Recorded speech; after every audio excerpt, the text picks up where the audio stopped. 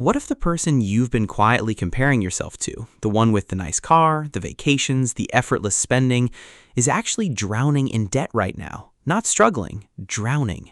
And what if the way you've been measuring your own financial progress has been completely wrong this entire time? Because here's what nobody tells you. Looking rich and being rich are two completely different skill sets, and in America right now, one of them is a lot more common than the other. A few years ago, I had a coworker named Marcus. Marcus was the kind of guy who made you feel like you were falling behind just by existing near him. He drove a loaded Audi Q5, always in a fresh colorway. He lived in a high-rise downtown with a rooftop pool.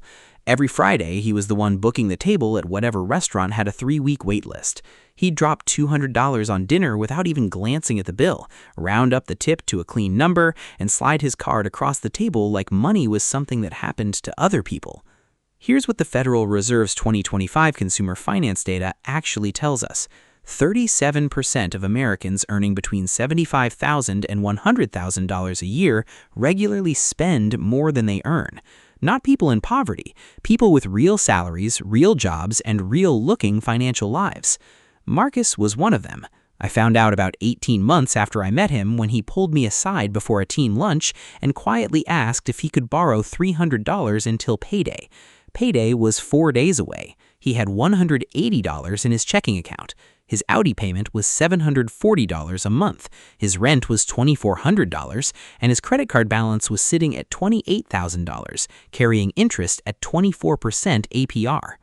Marcus wasn't rich. Marcus was performing richness at full volume while quietly going broke in private. And the reason nobody knew, including me, someone who talked to him every single day, is that he had mastered every single behavioral pattern I'm about to walk you through. 9 signs. Let's get into it. Sign 1. The bill math. Watch what happens when the check arrives at a group dinner. Specifically, watch who starts doing math. A person who is genuinely comfortable with their money doesn't negotiate the arithmetic on a restaurant bill. They pay their share, maybe throw in a little extra, and move on. Money is a tool, not a scoreboard. But a person who is quietly broke turns that check into a spreadsheet every single time. They're the one saying, well, I only had the pasta and 1 drink, so I think I should pay less, while simultaneously being the one who suggested the $90 tasting menu restaurant in the first place. The signal isn't what they ordered. The signal is the precision. People with financial margin are loose with restaurant math. People performing wealth need the math to go their way because every dollar is already allocated somewhere it shouldn't be. Marcus always suggested the most expensive spot in the group chat, and then always had a very specific calculation ready when the bill arrived. That's not frugality, that's cash flow management disguised as personality. Sign 2. The lease cycle. There's nothing automatically wrong with leasing a vehicle, but there is something very specific and very telling about a person who is always in a premium lease, always in the newest model, cycling through every 2 to 3 years like clockwork. The average new car payment in America hit $767 a month by the end of 2025, according to Experian. A lease makes a $52,000 vehicle feel affordable at $490 a month. It works until you realize what leasing actually is. You are renting a car, paying for the depreciation of an asset you will never own. And at the end of the lease, you have nothing. No equity, no asset, just a return date and a new contract to sign if you want to keep up the image. Compare that to someone like my neighbor Dana.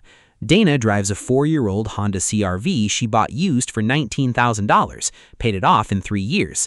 The payment Marcus made on his Audi for 1 year, roughly $8,900, invested at 8% over 15 years becomes approximately $28,000. The lease didn't cost him $740 a month. It cost him $28,000 in future wealth. But it looked better in the parking garage, and that was the point. Sign 3. Investment silence. Here's a pattern interruption that might rewire how you read people. Start paying attention to what your high-spending friends never talk about, because people who are genuinely building wealth mention money in a specific way. They ask if you maxed out your Roth this year. They bring up their index fund allocation the way someone else brings up a show they're watching. Financial conversations are normal to them because financial behavior is normalized in their lives. Money is a tool they use openly, not a secret they're protecting. People who are secretly broke avoid these conversations like a second job. They'll tell you about every restaurant, every trip, every new thing they bought. But ask them about their savings rate, their 401k contribution, their emergency fund, and watch the subject change in real time. That silence is data. According to Fidelity's Q3 2025 report, the median 401k balance across all age groups is just $34,400. Half of all retirement account holders have less than $35,000 saved. Many of the people posting elaborate vacation content this week have retirement balances that would genuinely shock you. They will talk about that trip for 3 months. They will never mention the account that's barely growing while they're gone. Sign 4. Financing the living room. This one sounds small, and it is absolutely not small. When someone finances furniture, appliances, or home goods on a 0% payment plan, they typically frame it as being financially savvy. Why tie up cash when I can spread it out interest-free? The logic sounds reasonable. The underlying reality is different. If you had the cash available, you'd buy the couch and rebuild your savings over a few months. The reason people finance a $2,500 sectional or an $1,800 mattress is that the cash doesn't exist without destabilizing their entire financial position. The 0% promotion makes the purchase feel responsible, but a person making simultaneous payment plans on a sofa, a refrigerator, a television, and a new bed set is a person juggling 4 financial obligations on things that started depreciating the moment they arrived. The buy now, pay later economy has made this completely invisible. You can finance a fully furnished apartment's worth of goods without any single payment feeling like a real decision. But the architecture underneath is fragile, and it's invisible from the outside, which is exactly the point. Sign 5. Brand fluency versus rate blindness. This is one of the most reliable signals on this entire list because it tells you exactly where someone's brain actually lives. A person who has genuine wealth can tell you their mortgage rate to the decimal. They know their credit card APR. They know the expense ratio on their index funds. They've thought about the difference between a traditional and Roth 401k because the answer actually affects their money. Financial mechanics occupy real mental real estate because financial mechanics are how they built what they have. A person who is performing wealth will talk for 45 minutes about why a specific sneaker brand is worth $380, the thread count on their bed sheets, or the exact difference between 2 luxury bag styles they're deciding between. Ask them their credit card interest rate, and they look genuinely confused, like it's an unfair question. This isn't ignorance, it's attention allocation. Where your focus lives, your money follows. Wealthy people pay attention to the infrastructure. Broke people who look rich pay attention to the theater. Same income bracket, same zip code, same friend group, completely different financial destinations. One person is building something, the other is maintaining an impression. Sign 6. The unexpected expense reaction. Notice how people react when something unplanned breaks or costs money. A cracked phone screen, a car repair, a surprise medical bill. A person with real financial margin handles these moments with frustration, but not panic. It's annoying, it's inconvenient, it's not a crisis because they have an emergency fund sitting there specifically designed to absorb exactly this kind of thing. A person who is secretly broke reacts to a $600 repair with a level of emotional intensity that doesn't match the actual scale of the problem. It becomes a week-long mood. It surfaces in conversations it has no business being in. According to Empower's 2025 consumer data, the median emergency fund balance in America is approximately $600, and 24% of Americans have zero emergency savings heading into 2026. Nearly half say they couldn't cover a $400 unplanned expense without borrowing or selling something.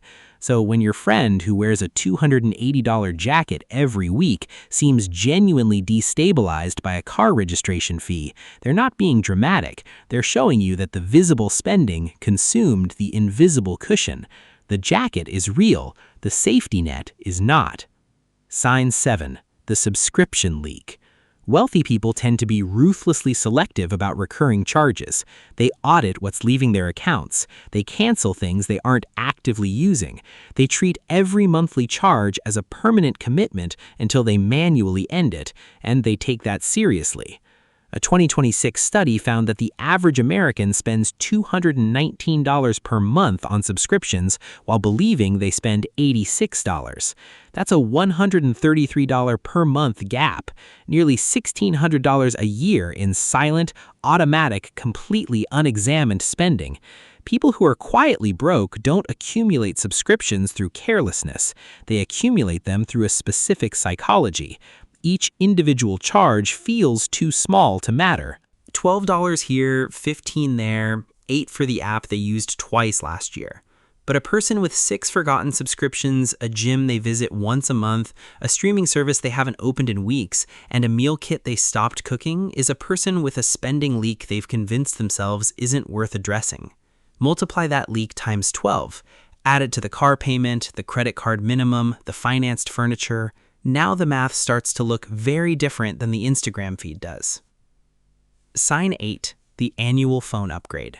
When someone has the newest phone model within the first 30 days of every single release cycle, that's roughly $35 to $65 a month in device payments that never actually end. Over a decade, the habit costs between $5,000 and $9,000 compared to buying a phone and using it for 3 to 4 years. But the financial cost is secondary to what the behavior signals. A person who upgrades annually is a person for whom staying current matters more than staying solvent. The phone isn't a tool upgrade, it's a status prop and the same production as the leased car, the financed couch, and the restaurant meals going on a card that's carrying a balance. Each individual prop is real. The financial life being performed is fiction. The genuinely wealthy person at your office is almost certainly using a phone from 2 or 3 years ago and has not thought about it once since the day they bought it, because it still works and they have other things to think about. Sign 9, the permanent delay. I'll start investing after this trip. I'll max out my 401k once I pay off this card. Next year is when I'm really going to lock in. If you've heard any version of these sentences from someone who simultaneously seems to never be short on restaurant money, travel money, or clothing money, you are watching a person narrate a savings plan they have no actual intention of following. The excuse is always positioned as temporary. There is always one specific thing standing between them and financial discipline, and that thing is always about to resolve. Except it never resolves.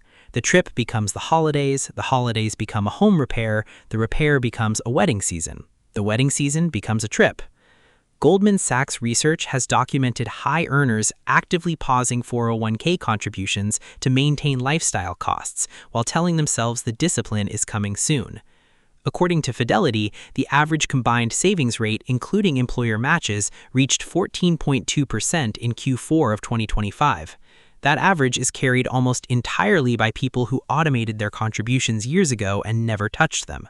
The people who are about to start drag that number down and keep dragging it. They're always 1 quarter away from getting serious and permanently 36 hours away from the next purchase that proves they aren't. Before we close, I want to say something clearly. This isn't about judgment. Every single pattern described in these 9 signs exists inside a system that is specifically engineered to produce it. American consumer culture spent over $360 billion on advertising last year. Credit card companies extend higher limits to people already in debt.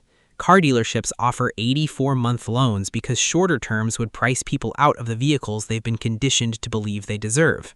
Every structural force pushes toward consumption and away from accumulation.